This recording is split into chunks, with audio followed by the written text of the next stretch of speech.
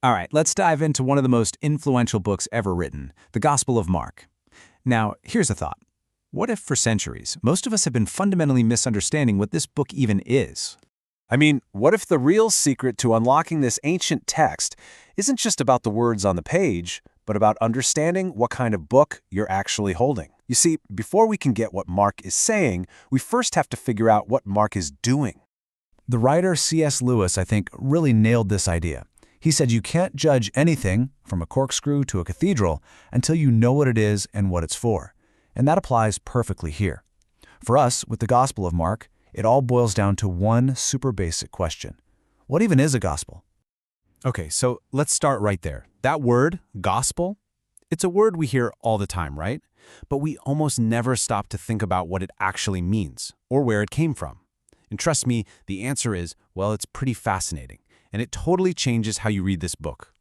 So the term comes from this Greek word euangelion. And here's the cool part. Before it was a book, it was a public announcement. Think of it like a breaking news alert. A Roman emperor would declare a euangelion to shout about a huge military victory. In the Old Testament, it was used to proclaim the amazing news that God is king. So it was a big, public declaration, an event, long before anyone thought of it as a type of book. So, when this idea of a euangelion finally became a literary genre, it was this really unique mix of three things. First, it presents itself as historical. It's claiming to record real events in real places, and it talks about eyewitnesses. Second, it's a narrative. It's a story, right? It's got characters, a plot, a ton of conflict. And third, and this is crucial, it's theological. This book is not trying to be neutral. It's written with a very specific goal: to convince you of something about who Jesus is. So it's not a modern biography in the way we think of one. It's more like a persuasive historical narrative. But that very first characteristic, that claim to be historical, that's where things get, well, really complicated. For the last couple hundred years, this has been at the very heart of a massive academic debate. The big question is, can we actually trust what these texts are telling us about history? You see, by the time we get to the 20th century, this huge wave of skepticism just completely swept through biblical scholarship. It was really summed up by influential thinkers like Rudolf Bultmann. And the argument, basically, was this: the Gospels aren't really history. They're the product of a long, drawn-out, myth-making process by the early church.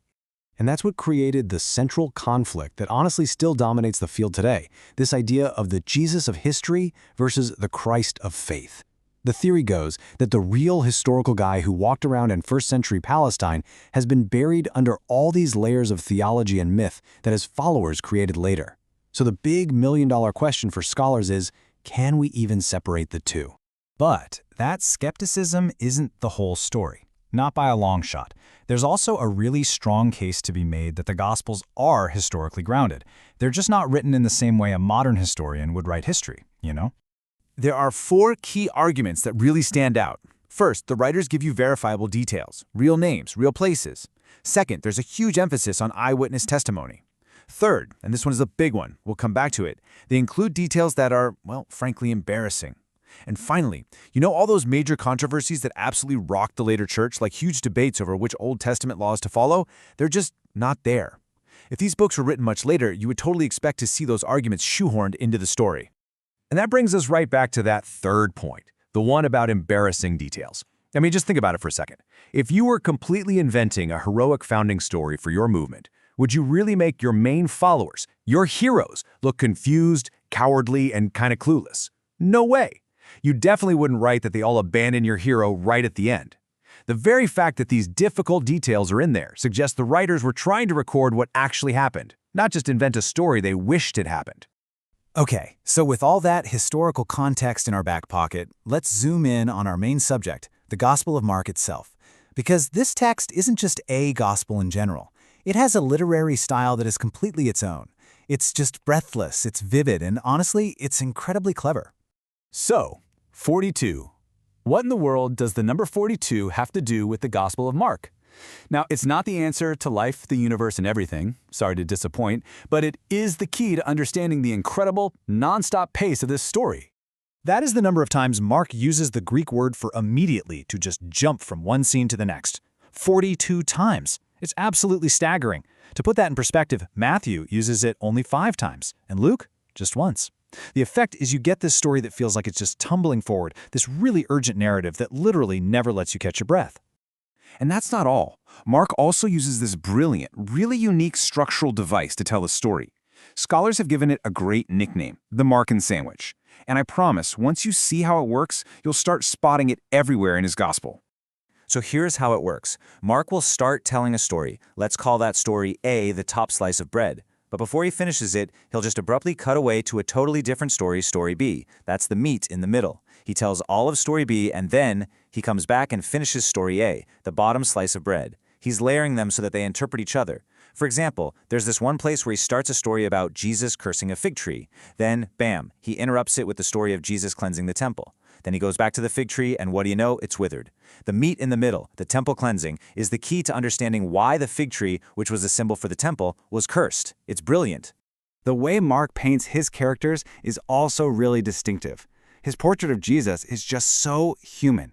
You see him feeling anger, grief, even surprise, but at the same time, he acts with this incredible divine power. And the disciples? Wow, they're portrayed more negatively in Mark than in any other gospel. They're just constantly failing to get it.